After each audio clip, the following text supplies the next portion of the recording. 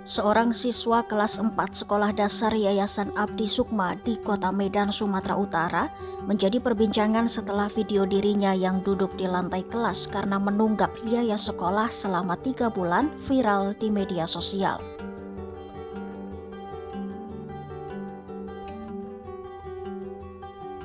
Sang anak dihukum karena menunggak SPP selama 3 bulan dengan jumlah Rp180.000. Ibu dari MA, Kamelia pun tak kuasa menahan tangis saat mendapati anaknya duduk di lantai keramik sejak 6 Januari hingga 8 Januari 2025 tanpa diizinkan mengikuti pelajaran. Kamelia menjelaskan, anaknya bahkan sampai merasa malu datang ke sekolah karena perlakuan tersebut. Rencananya kan hari Rabu nih saya datang ke sekolah. Jadi Rabu pagi saya suruh anak saya duluan, Mesa nanti duluan datang. Mama jual handphone dulu ya nak, kita mau bayar SPP. Terus dia gini, kalau nggak dari dia saya nggak tahu. Dia bilang gini, Mesa malu loh mak, katanya. Lo malu kenapa? Mesa malu duduk di lantai, katanya gitu.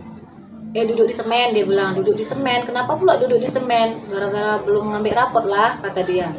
Gara-gara belum ngambil rapot, kenapa duduk di semen? Dari kapan? Dari hari Senin. Jadi semalam duduk di semen juga. Saya bilang, iya, kata dia. Karena saya nggak yakin lah sama anak saya, nanti takutnya dia kena hukum karena belajar kan. Saya bilang, kalau masalahnya Mesa dihukum karena belajar, karena nggak CPR, mama nggak marah. Tapi kalau katanya cuma gara-gara belum ambil raport, mama marah. CPR lagi nih gurunya. Izin Bu, apa benar yang belum lunas itu didudukkan di lantai? Tetap memang dibilangnya, kan sudah saya bilang bahwa siswa yang belum melunasin atau belum menerima rapot tidak dibenarkan ikut pelajaran. Jadi saya penasaran nih, benar nggak sih anak saya didudukkan di lantai gitu. Kan saya sudah izin di hari Selasa, akhirnya saya ke sekolah. Begitu saya masuk ke sekolah, pintu gerbang kawan-kawannya ngejar saya, pegang tangan saya, Bu ambillah Bu rapot si Mesa, kasihan kali duduk di semen Bu, kayak pengemis kayak gitu. Saya sempat nangis gitu kan, ya Allah kok kayak gini kali. Sampailah saya ke pintu sekolah, ke pintu lokal. Saya lihat memang anak saya posisi di bawah gitu. Saya bilang gini, ya Allah kejam kali gurumu nak. Gurunya datang nih, wali kelasnya. Kan sudah saya bilang, kata dia, peraturan kalau belum bayar, kalau belum lunas tidak dibenarkan ikut sekolah. Jadi maksudnya Bu, anak saya di sini didudukkan di sini untuk apa? Ya anak ibu sudah saya suruh pulang, tapi dia nggak mau pulang, kata dia. Loh, jadi dia nggak boleh belajar? Saya bilang gitu. Saya dulu sekolah Bu, tapi nggak kayak gini juga caranya. Nggak pernah saya dihukum di bawah kayak gini. Cakap kayak binatang ibu buat anak saya.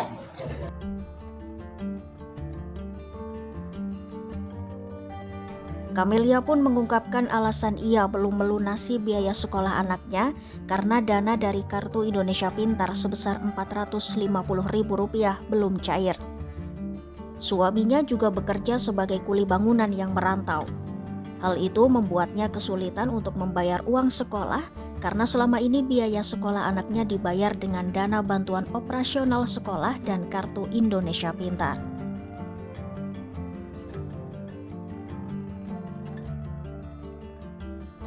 Sebelum hukuman tersebut diberikan, Kamelia mengaku telah meminta dispensasi kepada wali kelas agar anaknya dapat mengikuti ujian semester pada Desember 2024 meski uang SPP belum dibayar.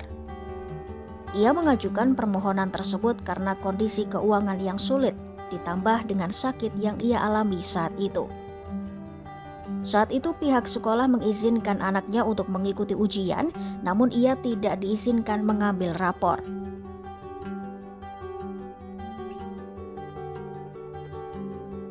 Ketua sekolah Juli Sari menyatakan pihak yayasan tidak pernah menginstruksikan hukuman belajar di lantai bagi siswa yang menunggak SPP. Sementara itu, Ketua Yayasan Abdi Sukma Ahmad Parlindungan menegaskan Haryati, guru yang memberikan hukuman kepada siswa tersebut akan diberikan skorsing sementara.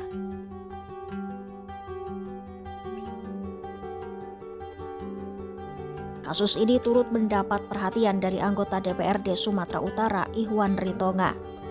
Ia mengecam keras tindakan tersebut dan menilai hukuman itu tidak dapat dibenarkan. Ihwan berjanji membantu keluarga MA dengan melunasi SPP hingga anak tersebut tamat SD. Ia juga meminta pemerintah Kota Medan memberikan teguran keras kepada sekolah yang bersangkutan.